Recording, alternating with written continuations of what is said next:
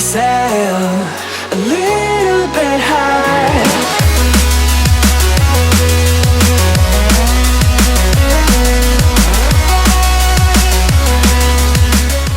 Assalamualaikum warahmatullahi wabarakatuh. Bagaimana kabar kalian, anak-anak sekalian? Semoga dalam keadaan sehat walafiat ya.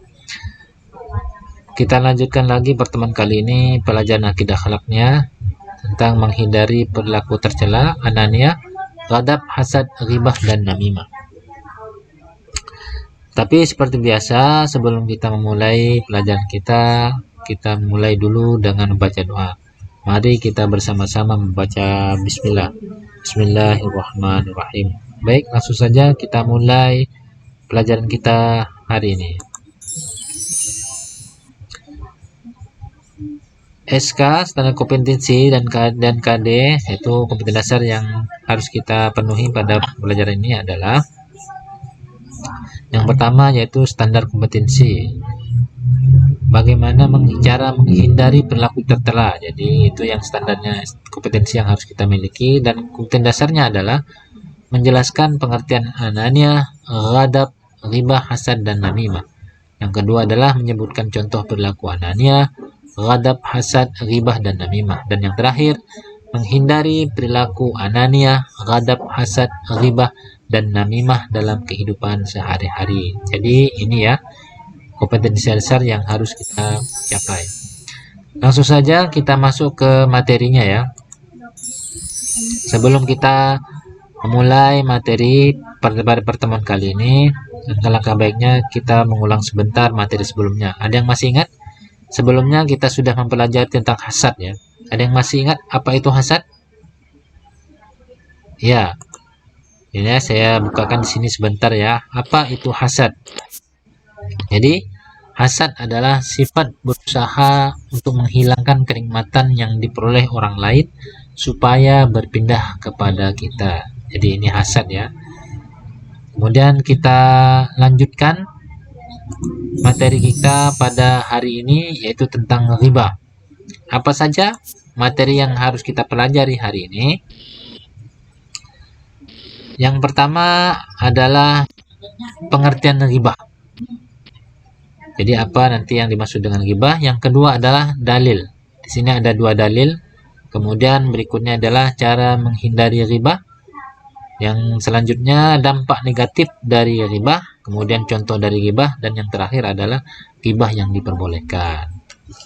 Pertama, mari kita lanjut dengan pengertian. Sebelumnya ada yang tahu apa itu ghibah? Oke, kita lanjutkan ya dengan pengertian ghibah ya.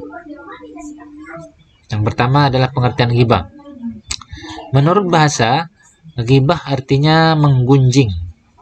Atau menurut istilah, ghibah diartikan membicarakan kejelekan dan kekurangan orang lain dengan maksud mencari kesalahan-kesalahannya, baik jasmani, agama, kekayaan, ataupun akhlaknya.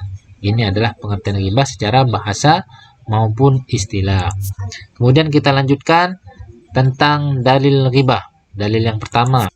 Dalil yang pertama kita ambil dari Al-Qur'an Karim pada surah yang ke-49 ayat 12.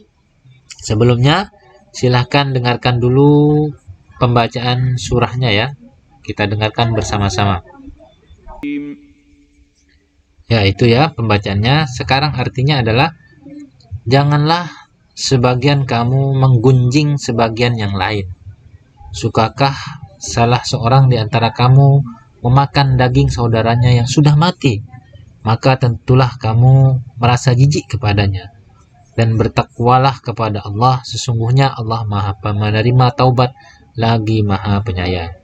Jadi menggunjing atau membicarakan keburukan orang lain itu sama halnya dengan kita memakan bangkai daging saudara kita. Jadi silahkan dihindari ghibah. Kemudian kita lanjutkan kepada dalil yang kedua, yaitu dari hadis. Di sini hadisnya dari Abu Hurairah. Saya bacakan dulu ya, tolong didengarkan dengan seksama. An Abi Hurairah anna Rasulullah sallallahu alaihi wasallam qala Atadaruna mal ghibatu? Qalu Allah wa rasuluhu a'lam. Qala dzikruka akhaka bima yakrahu. Qila afara'aita in kana fi akhi ma aqul? Qala in kana fihi ma taqul faqad irtabtahu wa illam yakun fihi faqad bahattahu. Artinya, dari Abu Hurairah radhiyallahu anhu, Rasulullah sallallahu alaihi wasallam bersabda, tahukah engkau apa itu ghibah? Para sahabat menjawab, Allah dan Rasulnya yang lebih tahu. Kemudian Rasulullah berkata, engkau menyebutkan kejelekan saudaramu yang ia itu tidak suka untuk didengarkan orang lain. Kemudian beliau ditanya oleh para sahabat, bagaimana jika yang disebutkan sesuai kenyataan? Maka dijawablah oleh Rasulullah SAW, jika sesuai kenyataan berarti engkau telah menghibahnya. Jika tidak sesuai berarti engkau telah memfitnahnya. Jadi, jika membicarakan keburukan orang itu, benar ataupun tidak, semuanya tetap di dalam Islam berstatus dosa. Jadi janganlah dikerjakan. Selanjutnya adalah cara menghindari ghibah. Di sini ada beberapa cara untuk menghindari sifat ghibah. Ada 6 ya. Yang pertama, mengingat kebaikan orang lain. Jadi yang pertama, mengingat kebaikan orang lain. Bahwasanya orang lain yang hendak kita bicarakan juga memiliki kebaikan. Jadi alangkah baiknya diurungkanlah jika kita hendak membicarakan keburukannya. Yang kedua, untuk saling mengingatkan antar teman. Jadi ketika ada teman yang sedang menghibah, kita ingatkan untuk berhenti dan jangan membicarakan lagi. Yang ketiga, perbanyak istighfar. Ya, daripada kita berbicara yang tidak baik, alangkah baiknya kita perbanyak dengan istighfar, mengucapkan kalimat-kalimat thayyibah. Yang keempat, berkumpul dengan orang saleh. Ini sangat penting sekali, karena jika kita berkumpul atau berteman dengan orang yang tidak baik, kita akan ikut melakukan hal-hal yang tidak baik. Maka jika kita berkumpul dengan orang-orang saleh, insya Allah kita akan menjadi orang yang saleh juga. Yang kelima, menjaga lidah ataupun lisan. Jadi hati-hati dengan lisan. Jika tidak bisa berkata baik, maka alangkah baiknya diam. Dan yang terakhir adalah menyadari perbuatan yang buruk. Ghibah ini perbuatan buruk. Ghibah ini dosa. Kalau jika kita sadar itu, maka tinggalkan. Jangan sampai kita melakukannya. Berikutnya adalah dampak negatif dari ghibah. Apa saja dampak negatifnya? Yang pertama adalah menimbulkan permusuhan dengan orang lain. Jadi orang lain pasti akan tidak senang dengan kita, akan bermusuhan dengan kita. Yang kedua, tidak dipercaya oleh orang lain. Pastinya ketika kita sudah sering membicarakan keburukannya, maka mereka sudah tidak akan percaya lagi dengan kita. Yang berikutnya adalah susah untuk mendapatkan teman.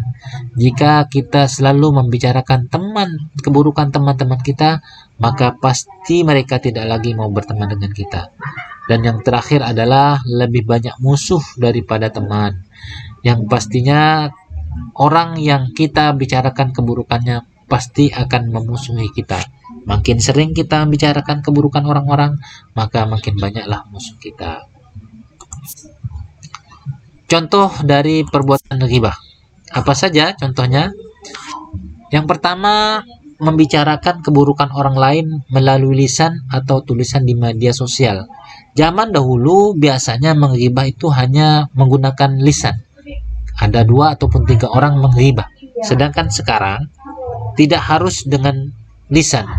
Terkadang di media sosial kita cukup menulis ataupun mengetik, maka itu juga termasuk dalam ghibah. Yang ketiga adalah membicarakan keburukan orang lain dalam waktu luang, meskipun hanya untuk lelucon atau bercanda. Ini juga tidak boleh, karena pastinya ketika orang yang kita bicarakan mendengar, pasti juga dia tidak senang dengan itu. Yang terakhir adalah membicarakan kesuksesan orang lain didasari dengan perasaan yang iri dan dengki. Ini juga tidak boleh, karena dasarnya adalah iri ataupun dengki kepada apa yang dicapai oleh orang lain. Nah, akan tetapi dalam Islam ada ghibah yang dibolehkan. Apa itu yang dibolehkan? ghibahnya. Yang pertama adalah melaporkan kejahatan kepada pihak-pihak yang berwenang seperti polisi atau jaksa untuk proses penyidikan. Nah, ini sangat penting dan ini dibolehkan walaupun kita melaporkan kejahatan orang lain, tapi tidak apa-apa, dibolehkan. Yang kedua, mengungkapkan kejahatan dengan tujuan perlindungan masyarakat dari kejahatan itu. Nah, ini sangat penting sekali. Jika ada orang yang berlaku jahat dan ini sangat berbahaya bagi masyarakat, maka harus kita laporkan. Yang ketiga adalah menjelaskan keburukan ahli maksiat dan ahli bid'ah dan agar masyarakat Islam selamat dari keburukannya. Ini juga sangat penting sekali. Jika ada seseorang yang mengajarkan sesuatu yang tidak baik, maka harus kita sampaikan dengan tujuan agar umat terselamatkan dari keburukannya. Dan yang terakhir adalah membicarakan keburukan orang lain dalam upaya mencari jalan keluar untuk amar ma'ruf nahi munkar. Jadi ketika ada seseorang yang dapat kita bicarakan keburukannya, tapi tujuannya adalah untuk mencarikan solusinya, untuk mencarikan jalan keluar bagi dia. Jadi ini saja materi kali ini.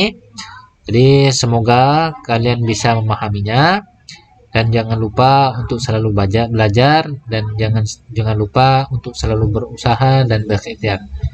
Saya akhiri pertemuan kali ini. Wassalamualaikum warahmatullahi wabarakatuh.